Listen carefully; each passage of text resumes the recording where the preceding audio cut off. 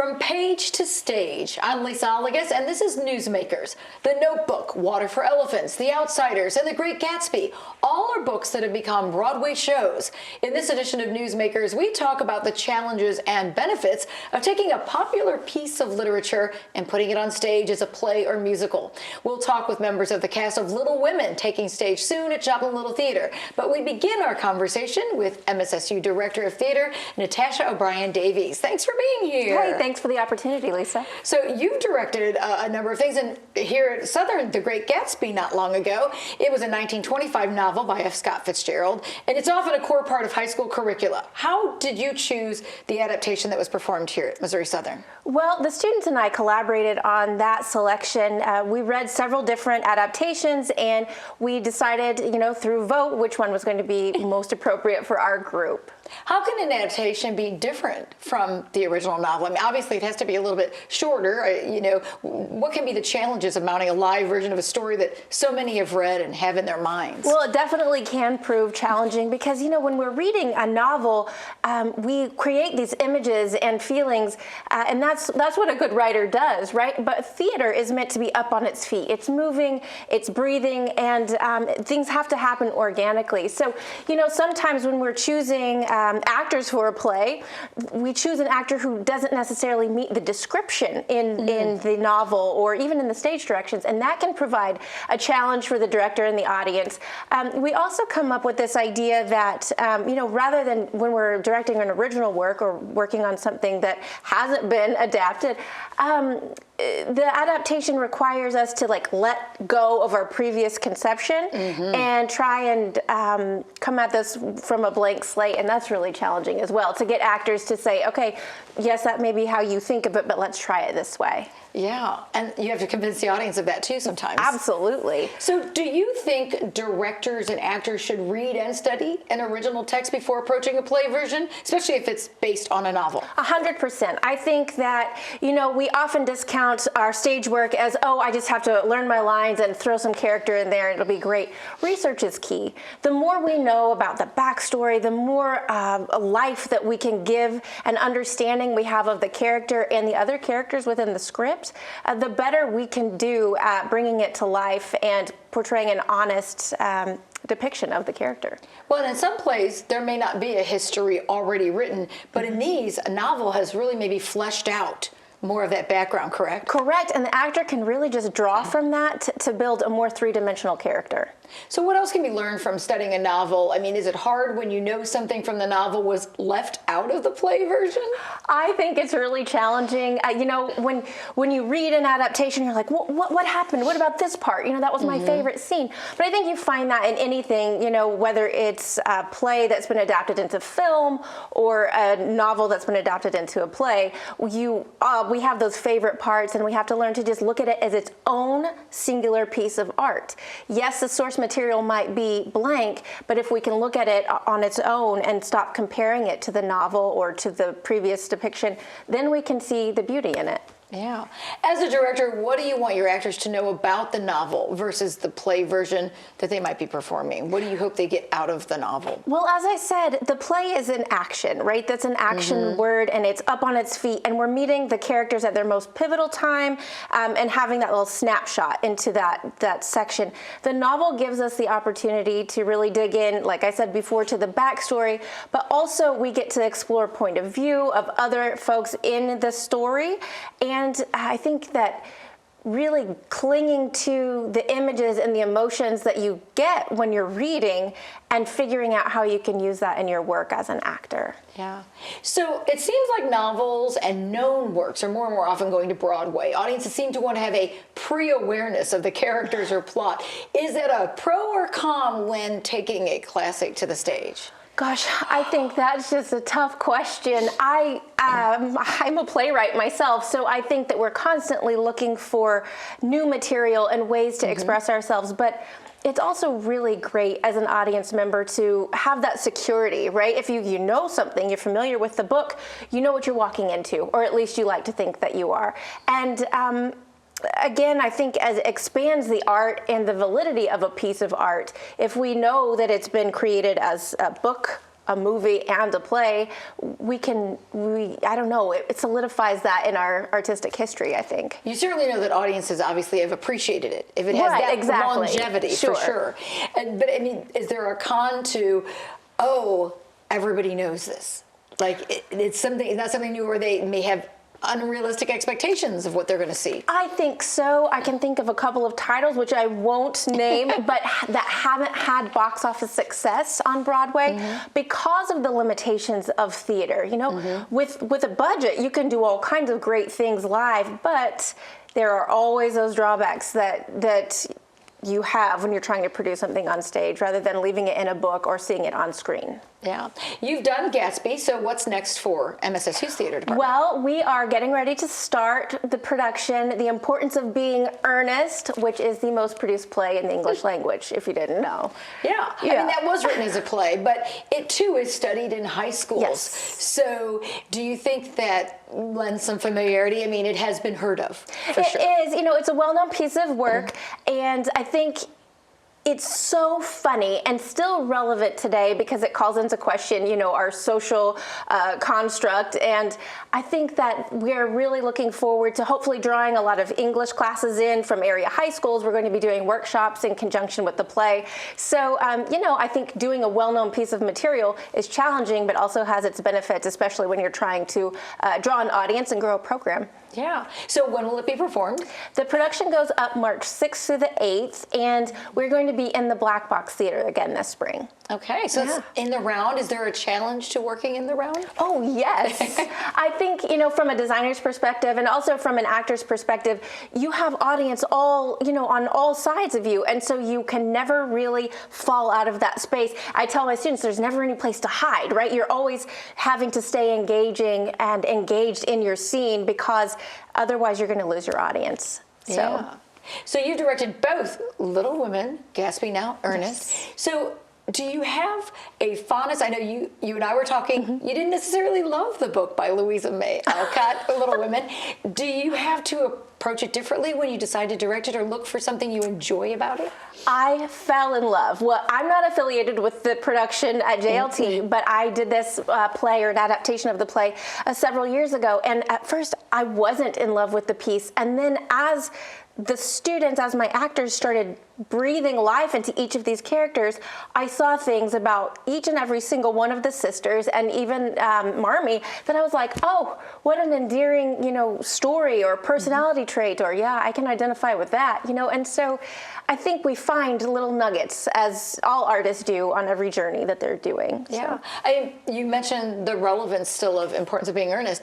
I mean, is that important when you take a classic work to make sure that people can relate today? I think so. I think anytime that we're selecting a piece, you know, that's why the artistic director has such a challenging job, is because yes, in educational theater, our goal is always to educate our students, but ultimately we've got to bring audience members in so that, you know, the students have that place to perform. And so choosing something that's going to provide a draw is really very important. All right. Well, good luck with The Importance of Being Earnest. Thank you so much. Thanks for your insights. We're going to take a quick break, and when we return, we'll meet our first group of cast members from Little Women.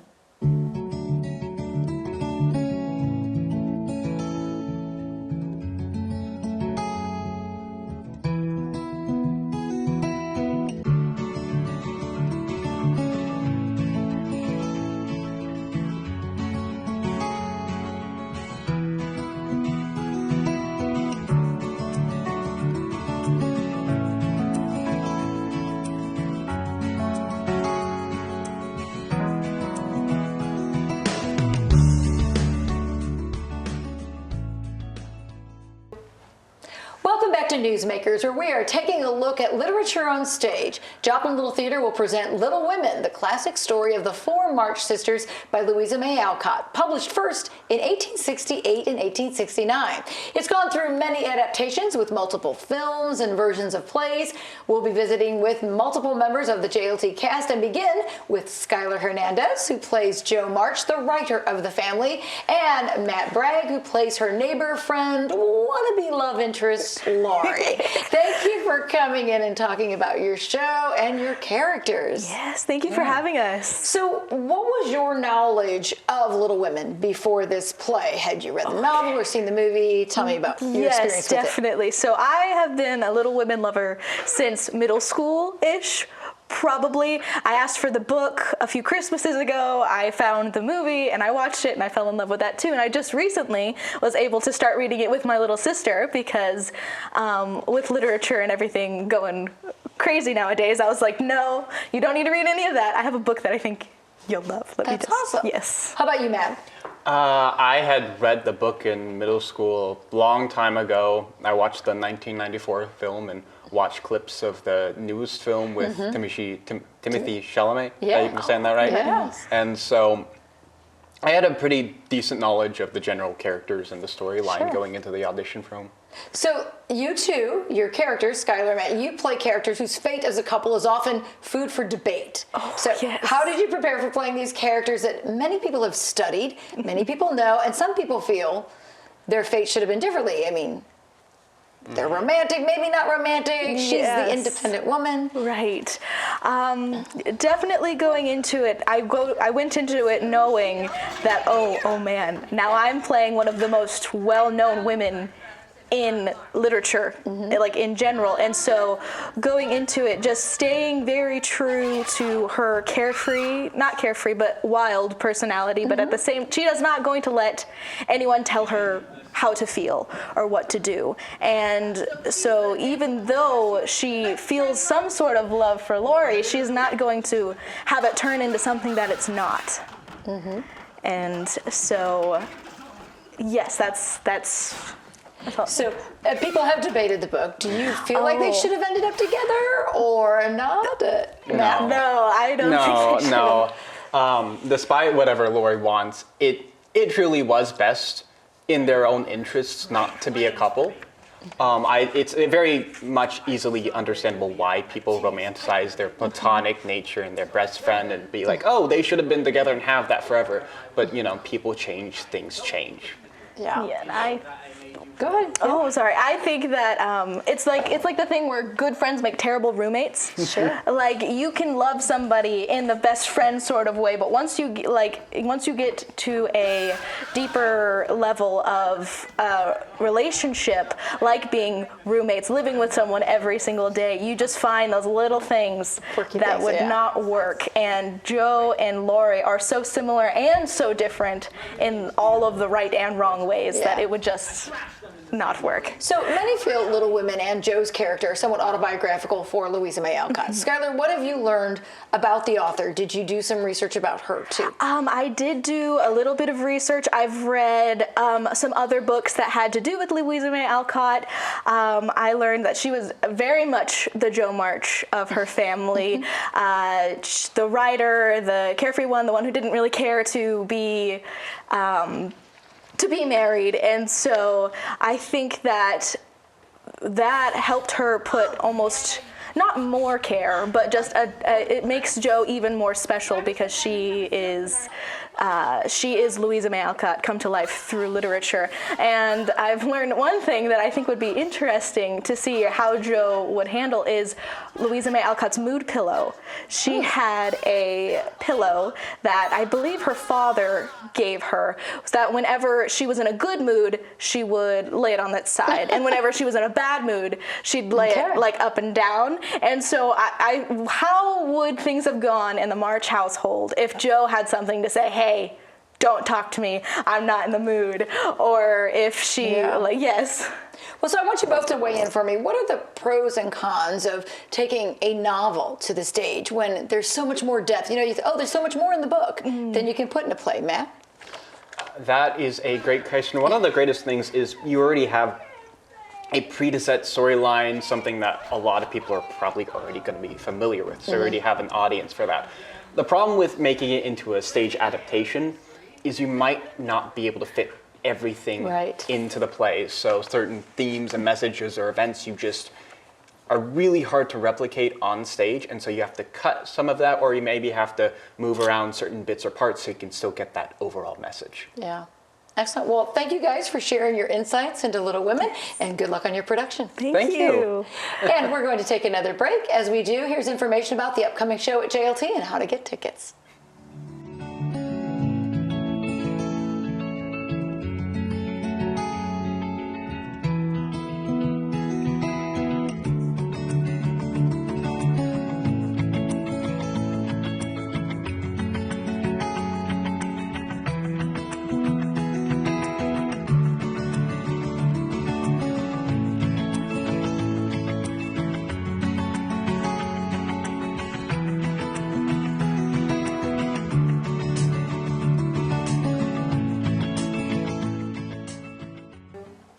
Welcome back to Newsmakers. The Louisa May Alcott classic story of Little Women is coming to the stage at Joplin Little Theater January 29th through February 1st. Joining us to continue our conversation of bringing a classic novel from the page to the stage are cast members Mariah Calari, who is playing Marmee, the March family matriarch, and Chloe Brower, an MSSU Performing Arts alumnus who plays Beth March. Thank you both for joining us. Welcome to Newsmakers. Thank you for having us. So how are rehearsals going? Great. It's been so much fun. So good experience. So Mariah, how does it feel to play a character, a role so many famous actresses have tackled? I mean, Susan Sarandon and Laura Dern most recently, like in the 2019, I think 2016. How does that feel? It's a powerful role.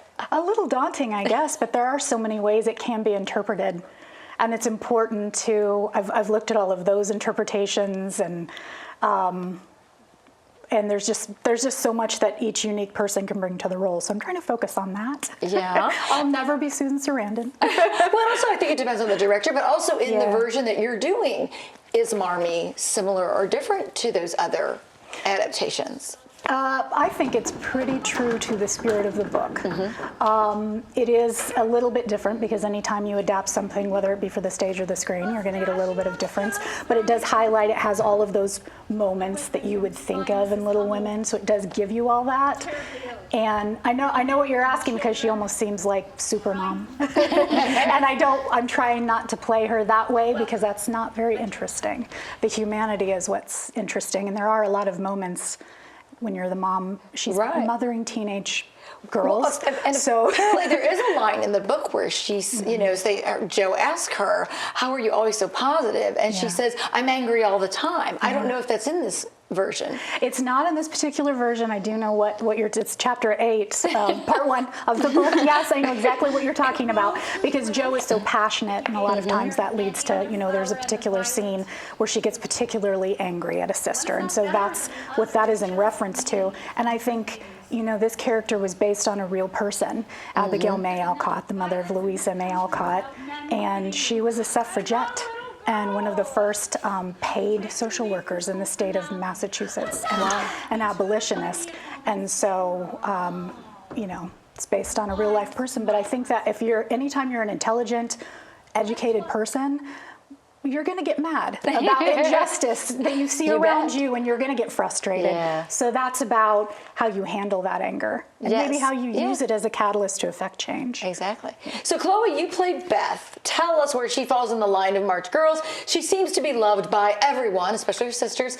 Does this version of the story stay true to the novel when it comes to Beth? Yes, Beth is one of the younger girls, of course. She's very empathetic, incredibly shy, but I think she stays pretty true to the novel, and I have loved playing her. It's been a pleasure just trying to capture the humanity in her, and the balance between I don't want to play her like Eeyore, because she has this crippling shyness. She can't go to school because she has these nervous episodes. But she has this empathy for everyone around her, and that's kind of her role in this family. Is she just has such deep love for everyone, and so I'm just trying to show the sadness that she can't be like her sisters, but Right. also the happiness that she gets from supporting all of them and getting to be there for them. I'd like you both to weigh in on this question. What are the challenges of playing characters that have been in movies and people have studied and people have maybe some expectations about these parts? Yeah, that's intimidating. Do you want to go first? What do you think of me? Do people see a certain Beth?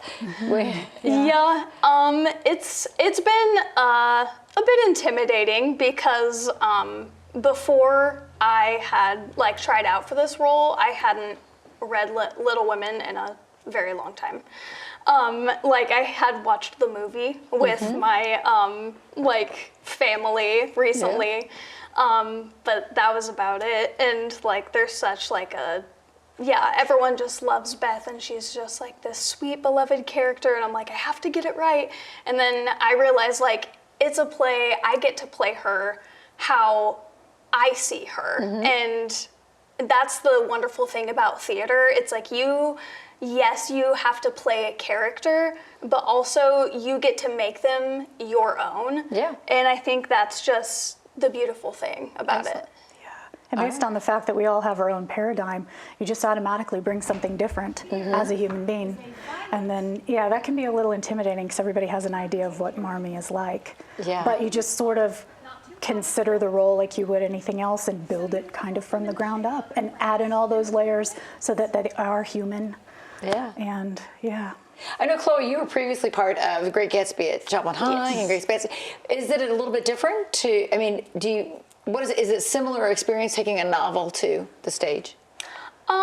Yes, I would say so. I wasn't quite as familiar with The Great Gatsby as I was with Little Women, so I didn't feel quite as intimidated. Even though I did know, of course, everybody knows Daisy. But I was I know I have freedom, and of course I had support of my director. Yeah. And she's I want you to have freedom with this character, and of course my director, Marilyn Bolden, she has of course given us endless support. But still because I know so much more about this play, it's been a bit more intimidating, I would say, but yeah. Excellent. All right, well, thank you for sharing everything about your characters and about Little Women. We've got one more pair of characters to come as we take another break. First, here's a list of the many versions of Little Women.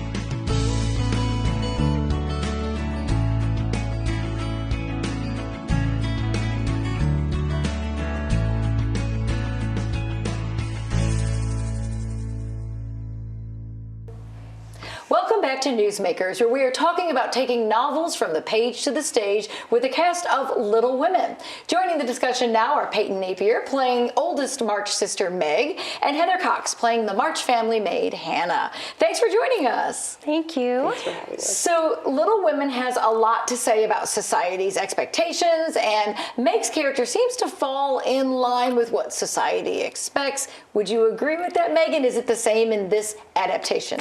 Yes, Meg is definitely the most traditional of the sisters. She has a very romantic personality where she wants the knight in shining armor and the happy ending.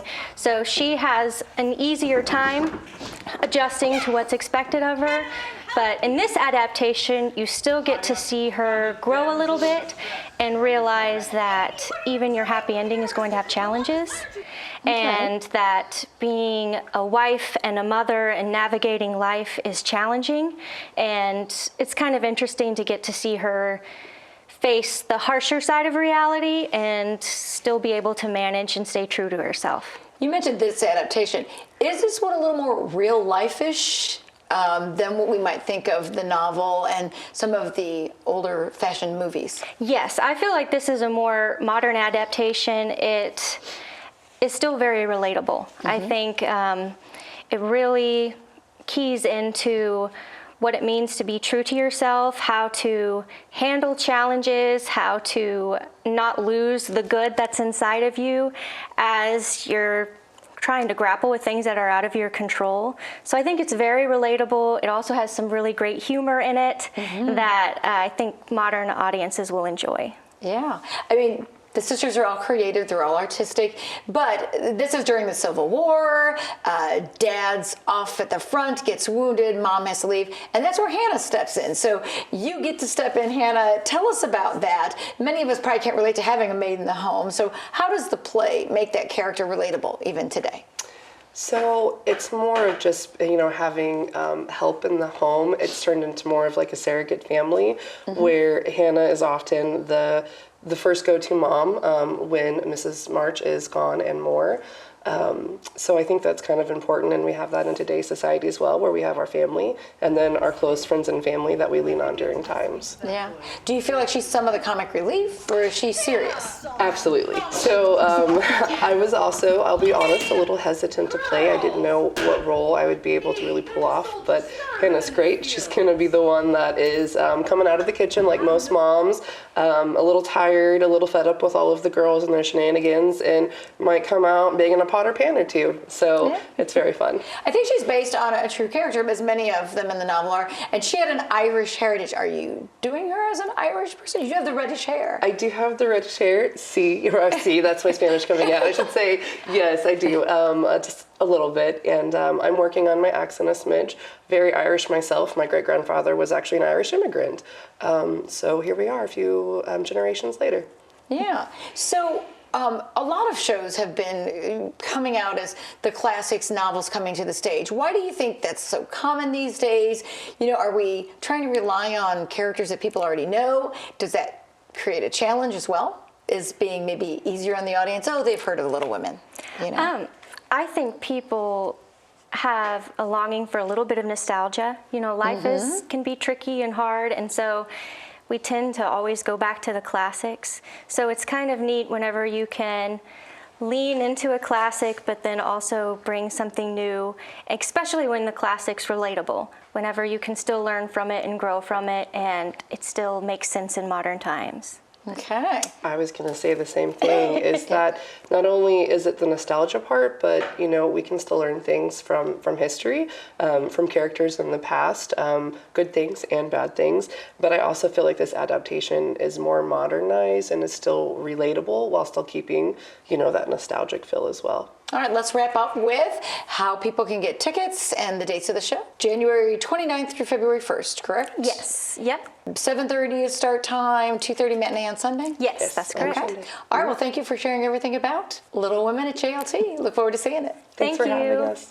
Well, be sure to check out MSSU and Joplin Little Theater Productions for a taste of classic pieces in action. Thanks to all our guests, and thank you for watching Newsmakers.